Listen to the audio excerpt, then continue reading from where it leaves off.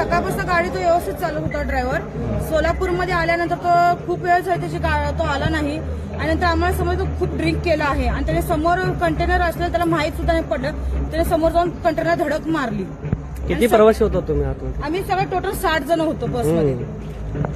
आणि ड्रिंक केलेला होता. हो, ड्रायव्हरने एवढे ड्रिंक केले त्याला उभं राहता येत नव्हतं.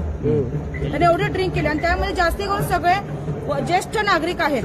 आणि तुम्हाला माहिती होतं परंतु तुम्ही का बरं आम्हाला सांगितलं? माहित नव्हतं. आम्हाला जसं नंतर माहित पडलं ऍक्सिडेंट झाला तो पिलाय तेव्हा मला समजलं की तो पिलेला आहे.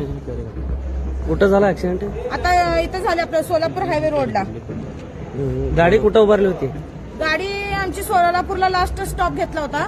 तिथून स्टॉप घेतल्यानंतर आम्ही जेव्हा हायवे रोडला आलो, हायवे रोडला आल्यानंतर त्याला माहित सुद्धा नाही की समोर गाडी आहे का काय. त्याने जोरात जाऊन धडकली कंटेनरला. कुठलाही बस जी आहे ती निघाली होती. ही बस सकाळी देवगड वरून मिरेजला आली. मिरेज वरून आता सोलापूरला आम्ही आलो होतो. तिथून एवढं सगळं घडलेलं ही गोष्ट.